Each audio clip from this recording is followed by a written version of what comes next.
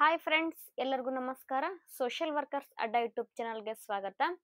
Friends, KSET 2025 KSET general ಪೇಪರ್ಗೆ ಸಂಬಂಧಪಟ್ಟಂತೆ ನಾವು ಏನ್ ಮಾಡ್ತಾ ಇದ್ದೀವಿ, ಪ್ರತಿದಿನ ರಾತ್ರಿ 8 ಗಂಟೆಗೆ ದಿನಾಲು ಜನರಲ್ ಪೇಪರ್ಗೆ ಸಂಬಂಧಪಟ್ಟಂತೆ ದಿನಾಲು 10 ಪ್ರಶ್ನೆಗಳನ್ನ ನಾವು ನೋಡ್ತಾ ಇದ್ದೀವಿ. ಇವತ್ತು ಕೂಡ 10 ಪ್ರಶ್ನೆಗಳನ್ನ ನೋಡೋಣ. ನಮ್ಮ ಚಾನಲ್ಗೆ ಯಾರಾದ್ರೂ ಹೊಸಬ್ರಾಗಿದ್ರೆ ದಯವಿಟ್ಟು ಸಬ್ಸ್ಕ್ರೈಬ್ ಮಾಡಿ. ಏನಾದ್ರು ಕೇಳಬೇಕು ಹೇಳಬೇಕು ಅನ್ಸಿತ್ತಂದ್ರೆ ನೀವು ಕಮೆಂಟ್ ಮುಖಾಂತರ ತಿಳಿಸಬಹುದು. ನನ್ನ ವಿಡಿಯೋ ಇಷ್ಟ ಆಗಿತ್ತು ಅಂತಂದ್ರೆ ಲೈಕ್ ಮಾಡಿ, ಹಾಗೆ ನಿಮ್ಮ ಫ್ರೆಂಡ್ಸ್ಗಳಿಗೂ ಶೇರ್ ಮಾಡಿ. ನಿಮ್ಗೆ ಯಾವ ಕ್ಲಾಸ್ ಬೇಕು ಅಂತ ಹೇಳಿ ಕಮೆಂಟ್ ಮಾಡಿ, ನಾವು ಅದನ್ನೇ ಕ್ಲಾಸ್ ಮಾಡೋಣ. ನೋಡೋಣ. ಮೊದಲನೇ ಪ್ರಶ್ನೆ, ಇಗ್ನೋ ನಡೆಸುವ ಶೈಕ್ಷಣಿಕ ವಾಹಿನಿ. Options A Vyasa, B Ekalavya, C Gyandarshan, D Vidyadarshan. Options ಗಳಲ್ಲಿ ಸರಿಯಾದ ಉತ್ತರ ಆಪ್ಷನ್ ಸಿ ಜ್ಞಾನದರ್ಶನ.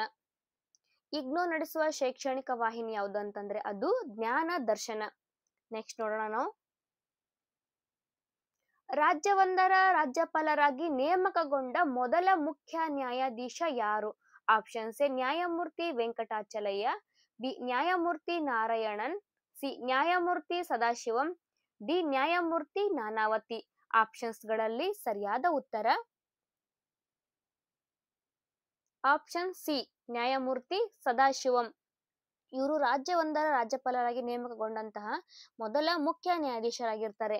ನೆಕ್ಸ್ಟ್ ಪ್ರಶ್ನೆ ನೋಡೋಣ ನಾವು. ಮೂರನೇ ಪ್ರಶ್ನೆ, ಶಿಕ್ಷಣವೆಂಬುದು ಮನುಷ್ಯನಲ್ಲಿ ಆಗಲೇ ಇರುವ ಪರಿಪೂರ್ಣತೆಯ ದೃಢೀಕರಣ. ಇದು ಯಾರ ಹೇಳಿಕೆ? Options A Jawaharlal Nehru, B doctor S Radhakrishnan, C Shri ಅರವಿಂದರು, ಡಿ ಸ್ವಾಮಿ ವಿವೇಕಾನಂದ. ಆಪ್ಷನ್ಸ್ ಗಳಲ್ಲಿ ಸರಿಯಾದ ಉತ್ತರ ಆಪ್ಷನ್ಸ್ ಡಿ ಸ್ವಾಮಿ ವಿವೇಕಾನಂದ. ಶಿಕ್ಷಣ ಎಂಬುದು ಮನುಷ್ಯನಲ್ಲಿ ಆಗಲೇ ಇರುವ ಪರಿಪೂರ್ಣತೆಯ ದೃಢೀಕರಣ ಅಂತ ಯಾರು ಹೇಳಿದ್ರು ಅಂತಂದ್ರೆ ಸ್ವಾಮಿ ವಿವೇಕಾನಂದರು ಹೇಳ್ತಾರೆ. ನಾಲ್ಕನೇ ಪ್ರಶ್ನೆ ನೋಡೋಣ. ಯೂನಿವರ್ಸಿಟಿ ನ್ಯೂಸ್ ಪ್ರಕಾಶಕರು. Options A MHRD, B AIU, C UGC, D NCERT. Friends, exam ಅಲ್ಲಿ ಹೆಂಗ್ ಕೇಳ್ತಾರಂತಂದ್ರ, ಈಗ ನಾನೆಲ್ಲ ಇಂಗ್ಲಿಷ್ನಾಗ ಬರ್ದಿನ್ಲ MHRD AIU ಅಂತ ಹೇಳಿಕೆ, ಅವ್ರೇನು ಕನ್ನಡದಲ್ಲೇನೆ ಇದನ್ನ ಕೇಳ್ತಾರೆ. ನೀವು ಕನ್ಫ್ಯೂಸ್ ಆಗ್ಬಾರ್ದು ಅಂತ ಹೇಳಿಕೆ ನಾನು ಇದನ್ನ ಇಂಗ್ಲಿಷ್ ನಲ್ಲಿ ತಗೊಂಡಿದ್ದೀನಿ. ಆಪ್ಷನ್ಸ್ ಗಳಲ್ಲಿ ಸರಿಯಾದ ಉತ್ತರ AIU. ಯೂನಿವರ್ಸಿಟಿ ನ್ಯೂಸ್ ಪ್ರಕಾಶಕರು ಯಾರಂತಂದ್ರೆ AIU. ನೆಕ್ಸ್ಟ್ ಪ್ರಶ್ನೆ, ಈ ಕೆಳಗಿನವುಗಳಲ್ಲಿ ತಾರ್ಕಿಕವಾಗಿ ಸಮನಾಗಿರುವ ವಾಕ್ಯ ಯಾವುದು? ಇಂದು ಭಾನುವಾರವಾದರೆ ಮ್ಯಾಟ್ ಹಾಕಿ ಆಡಲು ಸಾಧ್ಯವಿಲ್ಲ.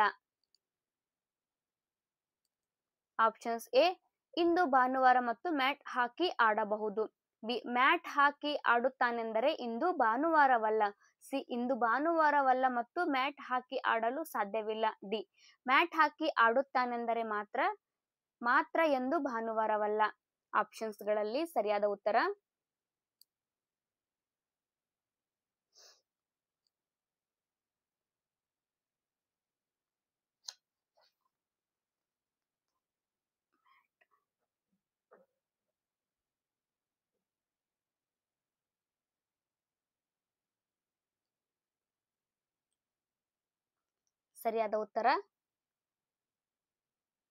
ಆಪ್ಷನ್ಸ್ ಬಿ ಮ್ಯಾಟ್ ಹಾಕಿ ಆಡುತ್ತಾನೆಂದರೆ ಇಂದು ಭಾನುವಾರವಲ್ಲ. ಫ್ರೆಂಡ್ಸ್, ನಾವು ನೋಡ್ತಾ ಇರೋದು ಬರೀ ಕ್ವಿಜ್ ಕಾರ್ಯಕ್ರಮ ಅಷ್ಟೇ. ಸೊ ಹೀಗಾಗಿ ಎಕ್ಸ್ಪ್ಲೈನ್ ಮಾಡ್ಲಿಕ್ಕೆ ಟೈಮ್ ಇಲ್ಲ, ಬಹಳ ಲೆಂದಿ ಆಗುತ್ತಾ ವಿಡಿಯೋ. ಸೊ ಹಾಗಾಗಿ ನಾನು ಏನ್ ಮಾಡ್ತಾ ಇದ್ದೀನಿ, ಬರೀ ಪ್ರಶ್ನೆಗೆ ಉತ್ತರವನ್ನ ಹೇಳ್ತಾ ಇದ್ದೀನಿ. ನೀವು ಕೂಡ ಬಿಡ್ಸಕ್ಕೆ ಟ್ರೈ ಮಾಡಿ. ನೀವು ಎಷ್ಟು 10 ಪ್ರಶ್ನೆಗಳೊಳಗ ನೀವೆಷ್ಟು ಮಾರ್ಕಸ್ ತಗೋತೀರಿ, ನೀವೆಷ್ಟು ಪ್ರಶ್ನೆಗಳಿಗೆ ಉತ್ತರಿಸ್ತೀರಿ ಅನ್ನೋದು ನಿಮ್ಗೆ ನೀವೇ ಪರೀಕ್ಷೆ ಮಾಡ್ಕೋರಿ. ಎಕ್ಸಾಮ್ ಇನ್ ದೂರ ಉಳಿದಿಲ್ಲ, ಬಹಳ ಆದ್ರೆ ಬರೀ ತಿಂಗಳು ಅಷ್ಟೇ ಉಳ್ದೈತಿ. ನೆಕ್ಸ್ಟ್ 6ನೇ ಪ್ರಶ್ನೆ, ಸಿಮ್ ಎಂದರೆ?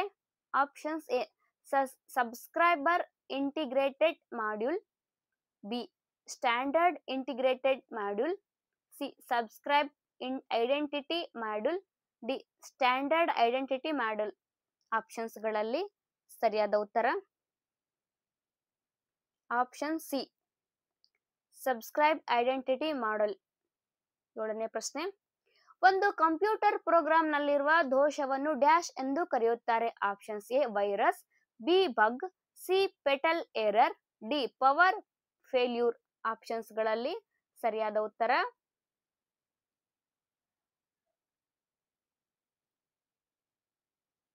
ಸರಿಯಾದ ಉತ್ತರ ಆಪ್ಷನ್ಸ್ ಬಿ ಬಗ್.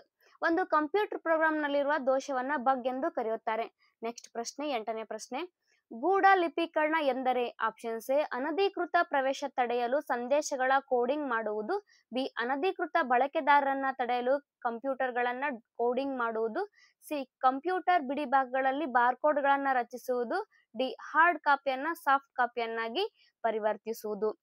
ಆಪ್ಷನ್ಸ್ಗಳಲ್ಲಿ ಸರಿಯಾದ ಉತ್ತರ ಆಪ್ಷನ್ಸ್ ಎ. ಒಂದು ನಿಮಿಷ. ಆಪ್ಷನ್ಸ್ ಎ ಗೂಢ ಲಿಪೀಕರಣ ಅಂತಂದ್ರೆ ಅನಧಿಕೃತ ಪ್ರವೇಶ ತಡೆಯಲು ಸಂದೇಶಗಳ ಕೋಡಿಂಗ್ ಮಾಡುವುದು. ನೆಕ್ಸ್ಟ್ ಪ್ರಶ್ನೆ 9ನೇ ಪ್ರಶ್ನೆ ನೋಡೋಣ ನಾವು. ಡಿಜಿಟಲ್ ಸಹಿ ಎಂದರೆ ಒಬ್ಬ ವ್ಯಕ್ತಿಯ ಆಪ್ಷನ್ಸ್ ಎ ಒಬ್ಬ ವ್ಯಕ್ತಿಯ ವಿಶಿಷ್ಟ ಭೌತಿಕ ಲಕ್ಷಣ ಅಳೆಯುವ ಒಂದು ಡಿಜಿಟಲ್ ಕೋಡ್, ಬಿ ಸಂದೇಶದ ವಿಷಯ ಮತ್ತು ಕಳುಹಿಸುವವರನ್ನ ವಿಶಿಷ್ಟವಾಗಿ ಗುರುತಿಸಬಲ್ಲ ಒಂದು ಡಿಜಿಟಲ್ ಕೋಡ್, ಸಿ ವಿಶಿಷ್ಟ ಗುರುತಿಗಾಗಿ ಕಂಪ್ಯೂಟರ್ಗೆ ಅಳವಡಿಸುವ ಒಂದು ಲಾಂಛನ, ಡಿ ಒಂದು ವಿಶಿಷ್ಟ ಕಂಪ್ಯೂಟರ್ಗೆ ಲಾಗಿನ್ ಮಾಡಲು ಬಳಸುವ ಬಹುಸ್ತರದ ಗುಪ್ತ ಪದ. ಆಪ್ಷನ್ಸ್ಗಳಲ್ಲಿ ಸರಿಯಾದ ಉತ್ತರ ಆಪ್ಷನ್ಸ್ ಬಿ ಸಂದೇಶದ ವಿಷಯ ಮತ್ತು ಕಳುಹಿಸುವವರನ್ನ ವಿಶಿಷ್ಟವಾಗಿ ಗುರುತಿಸಬಲ್ಲ ಒಂದು ಡಿಜಿಟಲ್ ಕೋಡ್ ಅನ್ನ ಡಿಜಿಟಲ್ ಸಹಿ ಅಂತ ಕರೀತಾರೆ. ಇದು ಬಹಳ ಸಾರಿ ರಿಪೀಟೆಡ್ ಆದಂತಹ ಪ್ರಶ್ನೆ. 10ನೇ ಪ್ರಶ್ನೆ ಕೊನೆಯ ಪ್ರಶ್ನೆ. Light A meeting diode LED ಏನನ್ನು ಪರಿವರ್ತಿಸುತ್ತದೆ? ಆಪ್ಷನ್ಸ್ ಎ ಬೆಳಕಿನ ಶಕ್ತಿಯನ್ನು ವಿದ್ಯುತ್ ಶಕ್ತಿಯನ್ನಾಗಿ ಪರಿವರ್ತಿಸುತ್ತದೆ, ಬಿ ವಿದ್ಯುತ್ ಶಕ್ತಿಯನ್ನು ಬೆಳಕಿನ ಶಕ್ತಿಯನ್ನಾಗಿ, ಸಿ ಉಷ್ಣ ಶಕ್ತಿಯನ್ನು ಬೆಳಕಿನ ಶಕ್ತಿಯನ್ನಾಗಿ, ಡಿ ಯಾಂತ್ರಿಕ ಶಕ್ತಿಯನ್ನು ವಿದ್ಯುತ್ ಶಕ್ತಿಯನ್ನಾಗಿ ಪರಿವರ್ತಿಸುತ್ತದೆ. ಆಪ್ಷನ್ಸ್ಗಳಲ್ಲಿ ಸರಿಯಾದ ಉತ್ತರ